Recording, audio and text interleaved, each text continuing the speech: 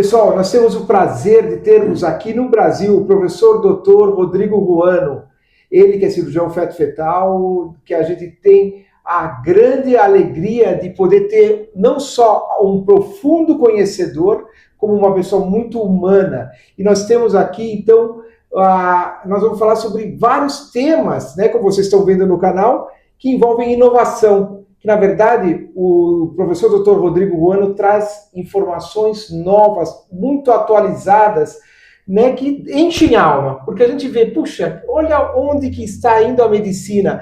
Eu tinha dito num dos episódios antigos, um pouco mais para trás, que eu assisto alguns vídeos como era a medicina há 100, 150 anos. Meu Deus do céu, a evolução veio em progressão geométrica. E hoje o tema é o seguinte: transfusão feto-fetal. A síndrome silenciosa que ameaça as gestações de gêmeos. O que é a síndrome de transfusão feto-fetal, STFF, e por que ela ocorre apenas em gestações gemelares, né, que são de gêmeos, específicas? Bom, Roberto, primeiramente é um prazer estar aqui com você, né? Por inúmeras razões. Primeiro, nossa amizade, né? É um prazer enorme, uma alegria imensa. E falar sobre um assunto que eu sou apaixonado. É um assunto que me introduziu, na verdade, na cirurgia fetal, porque é uma das cirurgias fetais, um dos procedimentos que a gente faz hoje em dia, dos mais frequentes. Praticamente a gente faz 1, 2 por semana, então é muito frequente esse procedimento, né? Inclusive eu fiz um na quinta-feira antes de vir para o Brasil. A síndrome da transfusão feto-fetal é uma síndrome que você mencionou silenciosa, mas que ela é muito grave. E ela afeta um tipo específico de gestação gemelar. É uma gestação gemelar que tem uma placenta única para 2 bebês e duas cavidades amnióticas. Então, os bebês são geralmente idênticos, né? Com uma placenta única e separados por uma membrana. Sim. Então, nós chamamos de gestação monocoriônica biamniótica, né? E nessas gestações, 100% o sangue está conectado pela placenta de um bebê com outro, ok? E na síndrome da transfusão feto-fetal, o que acontece? Em vez do sangue estar vindo da mãe e ser distribuído igualmente para os bebês, o sangue está indo mais direcionadamente para um bebê. Por que isso ocorre? Nós não sabemos por quê, mas acontece em mais ou menos de 10 a 15% das gestações com uma placenta só, gestações monocoriônicas. Então é uma situação rara. Que a gente chama de gêmeos univitelinos, seria isso? Praticamente gêmeos univitelinos. Tá? Raramente tem gêmeos diferentes que se unem na placenta. Sim. Mas, teoricamente, né, na prática, são gêmeos praticamente idênticos. Okay? Sim, né? E daí o que acontece? Nós não sabemos por quê, mas algumas vezes, existem várias teorias, Roberto, para tentar explicar o motivo da síndrome da transfusão feto-fetal. Mas o que acontece é que o sangue está vindo da mãe, passa para a placenta, mas vai preferencialmente para um dos fetos, para um dos bebês. E esse bebê a gente chama de bebê receptor, que está recebendo muito sangue. Então ele vai ter muito mais sangue do que os dois juntos, né? Do que um só, do que ele teria. E nessa situação, se o problema continuar e nós não intervirmos, vai ter muito volume de sangue e esse bebê vai tentar eliminar o excesso de líquido.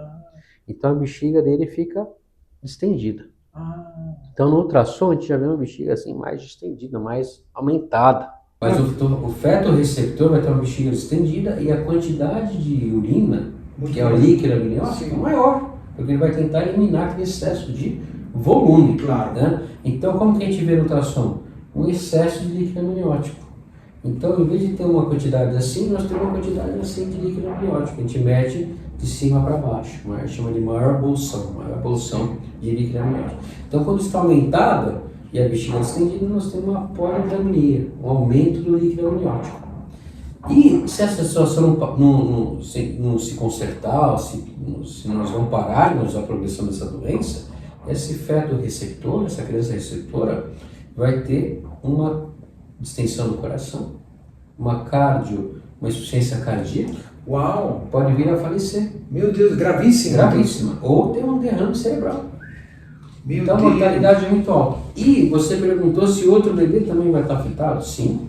Porque outro bebê, que a gente chama de feto doador, que está doando sangue para o outro, ele vai ter menos sangue. Sim. Ele vai ter menos volume.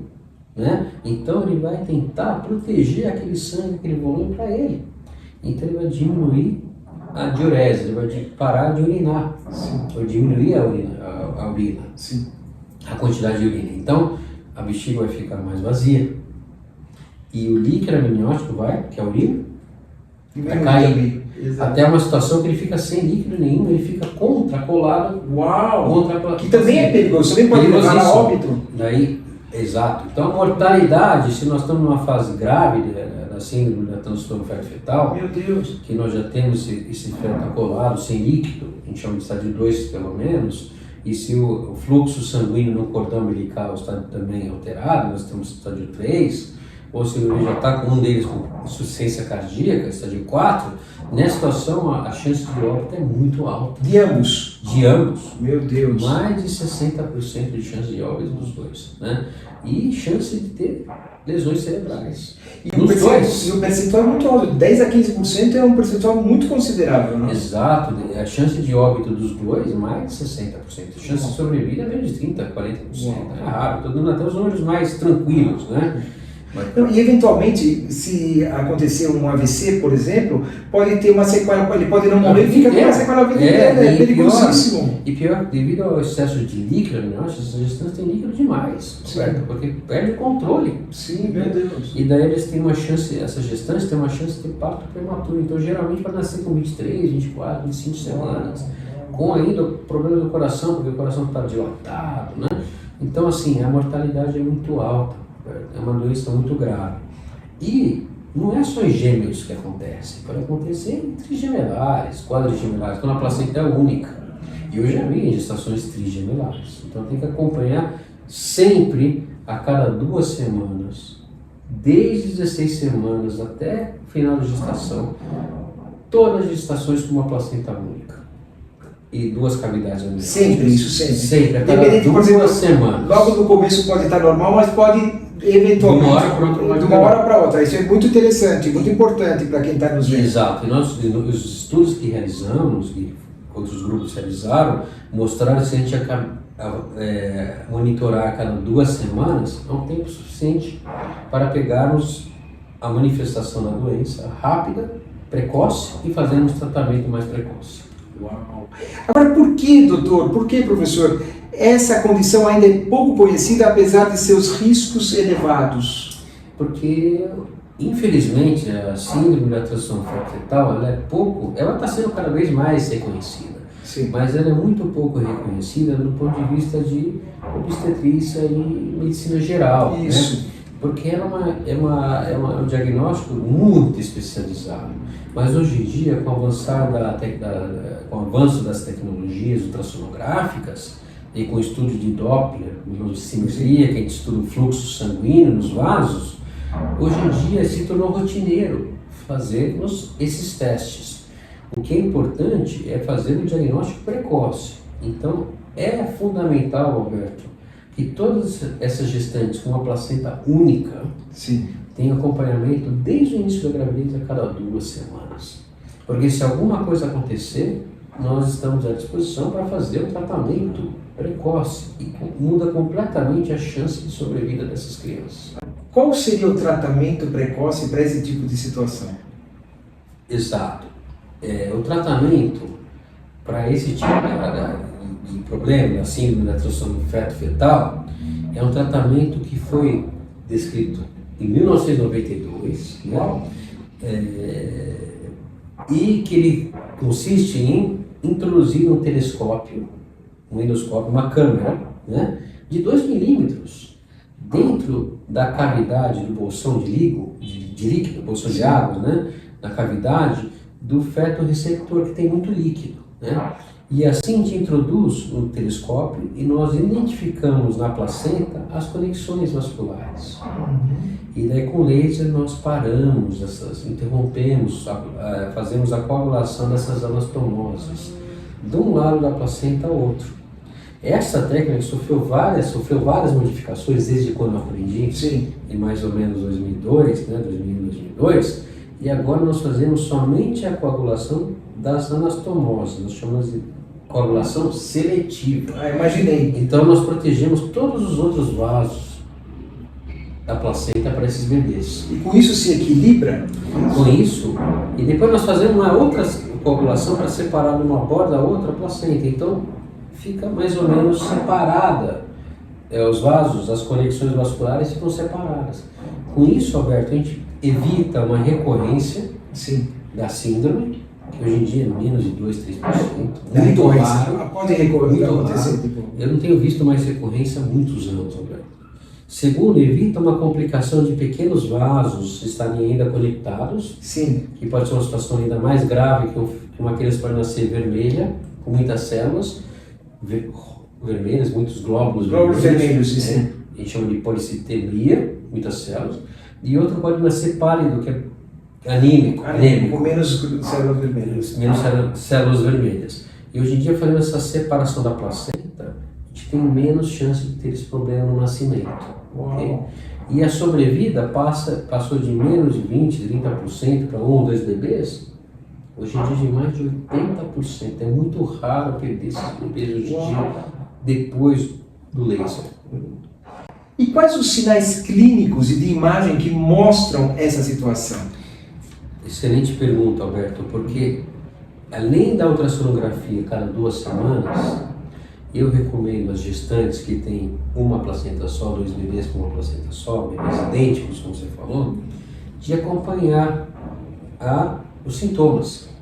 Qual que é o sintoma principal na situação? Quando de repente existe uma expansão da barriga, a barriga cresce de uma hora para outra. Um pouco mais que o normal. Mais que o normal. Interessante. Por quê? Porque o líquido amniótico está crescendo demais. Sim. Mas só de um dos lados ou do total? Não, é junto. Junto. A gestante vai sentir junto. Junto, sim. E às vezes, nem sempre elas vão sentir, porque às vezes é um pouquinho mais gradual. Daí, esse é o sinal clínico mais importante, sabe, Alberto? Agora, o sinal ultrassonográfico é avaliar a quantidade de líquido nos 2 bebês, no bolsão amniótico dos 2 bebês. Então, se tiver mais líquido em um bebê, mais de 10 centímetros, né, de cima para baixo, e menos de 2 centímetros no outro, nós estamos já falando de um que tem muito líquido, outro menos, já está claro. Na síndrome da transfusão feto-fetal. A gente já comentou isso, mas professor, eu vou perguntar novamente especificamente o que acontece com o feto doador e o feto receptor quando a síndrome não é tratada? Quando a síndrome da transfusão feto-fetal não é tratada, Alberto, e nós estamos numa fase, quando no começo, se tem uma fase inicial, que a gente chama de estádio 1, que só tem mais líquido, outro tem menos líquido, a gente pode acompanhar. Mas isso pode agravar. Pode agravar. Pode ter acompanhado aí, às vezes até 2 vezes por semana. Uau! Okay? No estádio 1. Já temos um feto que está sem líquido nenhum, que é o estádio 2, ou com alterações no fluxo sanguíneo, como eu falei, que é o estádio 3, ou que já tem um feto com líquido na barriga, no tórax, ao redor do coração, estádio 4, essa mortalidade é muito alta. Uau. A chance de perder os 2 bebês, mais de 60%, 70%. A sobrevida é menos de 30%. Uau. E o risco de ter lesões cerebrais, nós já comentamos, muito alto, 40%. Pode comprometer toda uma vida. 30% a 40%. Mas a chance de prematuridade, né, de nascer muito precoce, e a chance de ter outras complicações muito alta. Né? Então, é uma síndrome, é uma condição, não é uma malformação fetal. Sim. É uma síndrome, é uma complicação em gestações gemelares com uma placenta muito grave. Uau.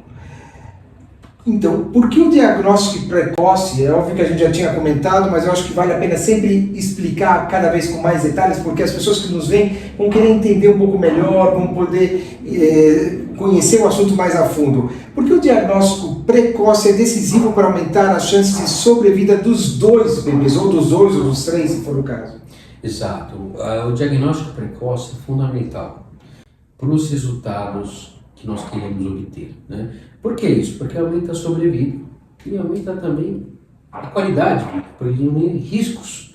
Porque se eu fizer um diagnóstico mais tardio, um dos bebês já pode estar com insuficiência cardíaca, Alberto. Então a chance de óbito é muito alta.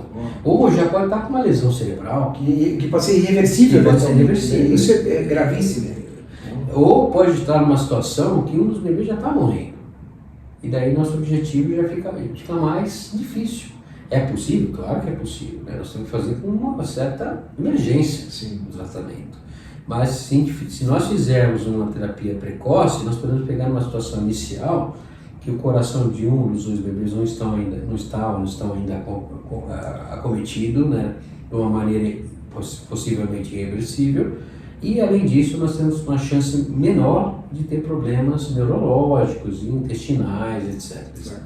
Como a cirurgia, a gente já comentou, a cirurgia fetoscópica atua diretamente na causa da síndrome. Exato, essa cirurgia ela atua diretamente na causa da síndrome, que é a presença das conexões vasculares, dessa anastomose vascular. Então, se nós pararmos essas conexões, interrompermos, a síndrome para. Então, vou fazer até uma comparação grosseira. É como água chega no lugar, não tem lá, ela vai para outro lugar. Exato. Então, ela consegue ser equilibrada para os dois. Exato. E daí, nós fazemos a interrupção dessas anastomoses, nós separamos a placenta e drenamos um pouco da quantidade de líquido desse feto receptor, mas nós não mexemos no líquido do feto do adulto. E automaticamente vai. Isso é uma questão até física, né? Agora, em comparação com tratamentos antigos, o quanto a cirurgia fetal melhorou os seus desfechos e a qualidade de vida, tanto da família, mas obviamente dos bebês? Olha, Alberto, nós avançamos muito em tecnologia e também em conhecimento. Como eu disse anteriormente, fazia uma cirurgia menos seletiva. Hoje em dia a gente faz seletivamente. Então a gente coagula somente os vasos que estão causando problema. Então a gente previne a coagulação de vasos que são fundamentais para aqueles bebês. Ok? Além disso, nós podemos realizar essa cirurgia com anestesia local. E hoje em dia, você sempre comenta na parte humanista, né? Humana, que o professor além da parte técnica, eu preciso repetir aqui outra vez, é humano demais. Nós convivemos em algumas cirurgias e eu vi isso em loco, como a família relaxava, porque é uma autoatenção, né? E sabe o que eu faço atualmente, Alberto, com meus pacientes? Quando eu termino a coagulação, eu abaixo. Hoje em dia tem possibilidade de ter aquela cortininha, a cortininha de plástico que a paciente pode ver, né? Eu abaixo o campo, né, cirúrgico e deixo a cortina estéreo, né? E a paciente, eu mostro para ela os vasos que eu coagulei, eu mostro para a gestante a linha que eu separei a placenta e eu mostro os bebês, o rosto, os membros, as mãos, os pés. Imagina o sorriso das nossas... Elas fazem parte da cirurgia hoje. Imagina o sorriso e a felicidade. Isso enche o seu coração também. Muito. E hoje em dia nós progredimos com a técnica. Então a gente pode fazer uma técnica de anestesia local, né, que a paciente pode caminhar, ou até uma anestesia, uma RAC, uma peridural, né, epidural, né, e que por um momento, e a cirurgia para nós ela dura mais ou menos 30 a 40 minutos. Nossa, muito rápida. Agora, após a cirurgia, quais os cuidados que tem que se ter e o acompanhamento também continua? Após a cirurgia temos cuidados fundamentais, Alberto. Primeira coisa, no dia seguinte nós temos que fazer uma ultrassonografia para confirmar que os bebês estão bem. Sim, porque já é o prazo de poder equilibrar? Exato, não é bem o prazo de poder equilibrar, mas é uma situação que imagina você, quando nós estamos mudando, esse feto está recebendo muito sangue, e quem está recebendo pouco sangue, de uma hora para outra a gente para. Então eles têm que se readaptar a essa situação. Então nós temos que dar um prazo para essas crianças se readaptarem. E no dia seguinte eu quero ver se elas sobreviverem também, porque nós temos aí no risco de perder 10, 20%, hoje em dia 10% perdido, né, que é muito menor se não fizermos o tratamento. Mas o meu goal ali, o meu objetivo é ver essas crianças se readaptaram à situação. Depois de uma semana, a gente segue uma vez por semana. Sim. Eu já quero ver o bebê sem o doador, com uma pequena bexiga mostrando que já está produzindo mais urina, etc. E o outro com uma bexiga um pouquinho mais diminuída. E progressivamente vai balanceando, equilibrando a quantidade de líquido em volta deles. Até que algumas vezes a gente não sabe mais quem que é o feto. Uau, que fantástico, que fantástico. Agora, professor, se a gestante chega um pouco mais tarde, esse caso, por exemplo, essa situação já ocorre há algum tempo, existe a possibilidade de saber se já há algum dano, por exemplo, cerebral ou cardíaco em algum dos bebês? Sim. Então, existe sim.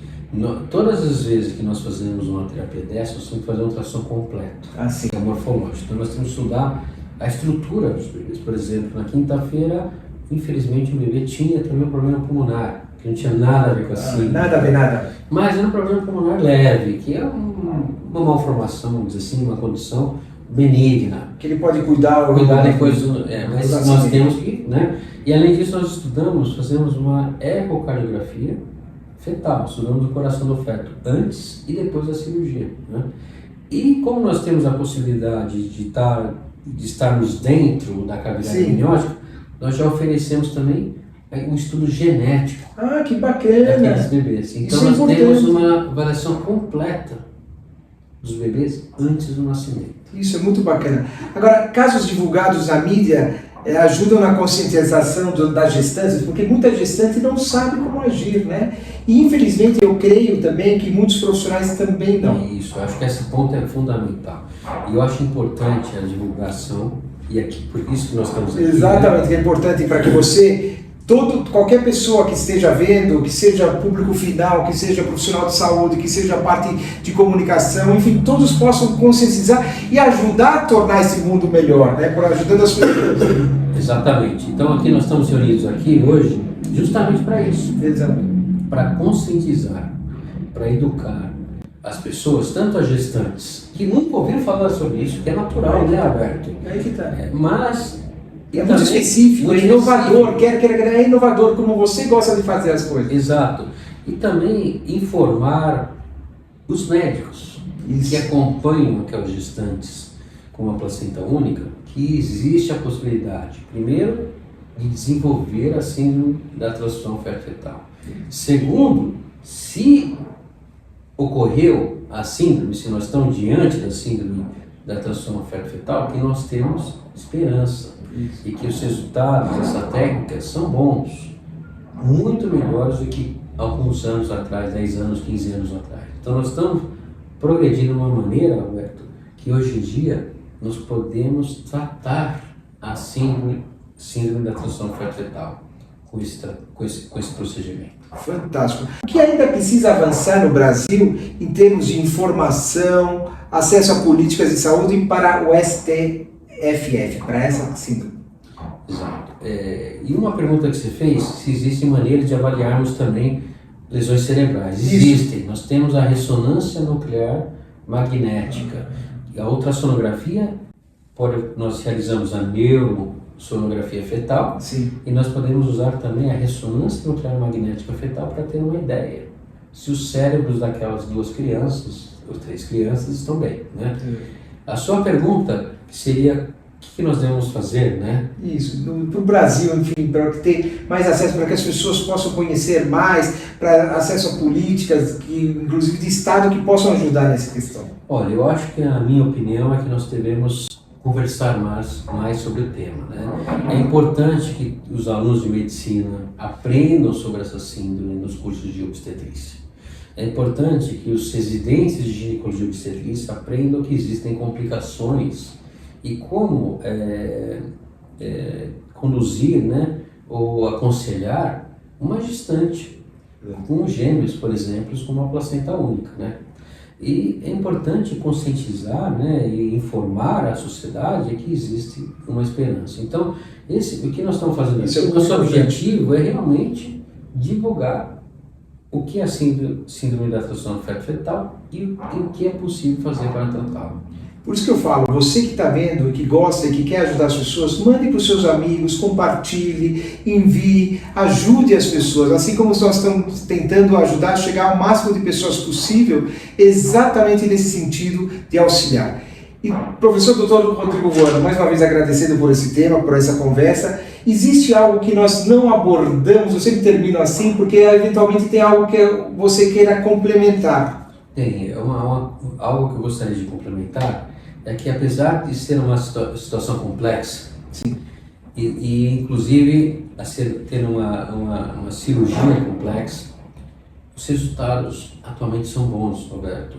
E nós temos promovido até partos quase próximo do termo, 36 a 37 semanas, e muitas vezes ainda é possível ter até um potencial de parto vaginal. Uau, ainda saudável. Aqui também? Meu Deus, olha! Então, assim, existem muitas possibilidades novas nessa situação da síndrome da transição fértil. Isso é muito interessante, porque nesses 3 recentes episódios que nós gravamos, e que vocês terão a oportunidade de olhar, vejam no nosso YouTube, nas nossas redes, os cortes, respectivamente e tal, todos eles têm essa esperança do parto vaginal, do parto natural. Isso é muito bacana. Humanizado. E humanizado ainda. Fantástico. Parabéns. Olha, professor Dr. Rodrigo Ruano, parabéns pela sua profundidade técnica e científica e pela sua humanidade e a questão de querer gostar de gente, porque não é qualquer um que gosta. A pessoa pode ser médico, pode gostar e não demonstrar. Ele demonstra isso com muita propriedade, trazendo a esperança e trazendo boas notícias às pessoas. É isso que a gente precisa. Boas notícias. Chega de notícias ruins. Um grande abraço, que Deus o abençoe. Muito obrigado. Deus abençoe, Roberto. Muito obrigado.